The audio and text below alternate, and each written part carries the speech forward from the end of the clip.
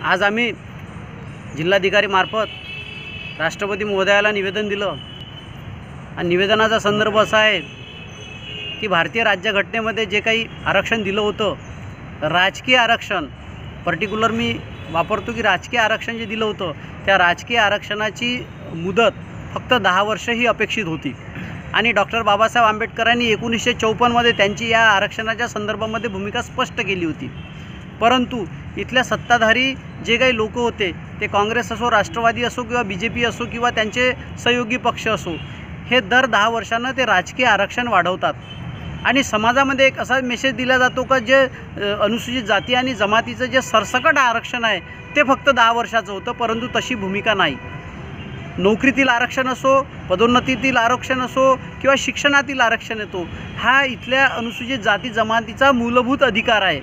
आणि त्या संदर्भामध्ये हा जो गैरसमज पसरवला जातो, त्यामुळे आज बाळासाहेब आंबेडकरांनी जी भूमिका घेतली त्या भूमिकेचं समर्थनार्थ वंचित बहुजन आघाडी अमरावतीच्या वतीनं आम्ही राष्ट्रपतींना निवेदन दिलं आणि सांगितलं की हे राजकीय आरक्षण रद्द व्हायला पाहिजे। कारण का राजकीय आरक्षण देत असताना असं वाटलं होतं की या संसदेमध्ये जो काही आमचे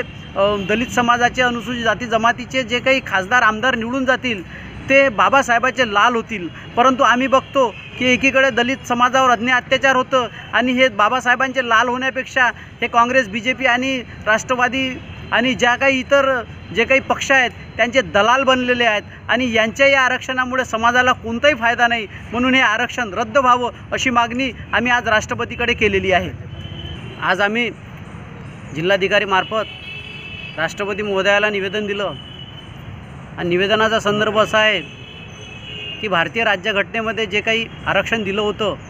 राजकीय आरक्षण, पर्टिक्युलर मी वापरतो की राजकीय आरक्षण जे दिलं होतं त्या राजकीय आरक्षणाची मुदत फक्त 10 वर्ष ही अपेक्षित होती आणि डॉक्टर बाबासाहेब आंबेडकरांनी 1954मध्ये त्यांची या आरक्षणाच्या संदर्भामध्ये भूमिका स्पष्ट केली होती। परंतु इथल्या सत्ताधारी जे काही लोक होते ते काँग्रेस असो, राष्ट्रवादी असो किंवा BJP असो किंवा त्यांचे सहयोगी पक्ष असो, हे दर 10 वर्षांना ते राजकीय आरक्षण वाढवतात आणि समाजामध्ये एक असा मेसेज दिला जातो का जे अनुसूचित जाती आणि जमातीचं जे सरसकट आरक्षण आहे ते फक्त 10 वर्षाचं होतं, परंतु तशी भूमिका नाही।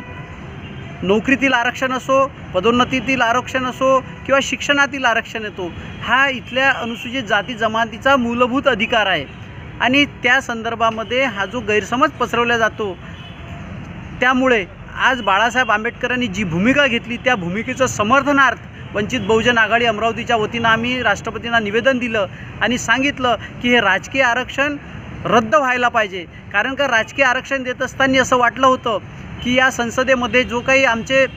दलित समाजाचे, अनुसूचित जाती जमातीचे जे काही खासदार आमदार निवडून जातील ते बाबासाहेबाचे लाल होतील, परंतु आम्ही बघतो की एकीकडे दलित समाजावर अन्याय अत्याचार होतं आणि हे बाबासाहेबांचे लाल होण्यापेक्षा हे काँग्रेस, BJP आणि राष्ट्रवादी आणि ज्या काही इतर जे काही पक्ष आहेत त्यांचे दलाल बनलेले आहेत आणि यांच्या या आरक्षणामुळे समाजाला कोणताही फायदा नाही, म्हणून हे आरक्षण रद्द व्हावं अशी मागणी आम्ही आज राष्ट्रपतीकडे केलेली आहे।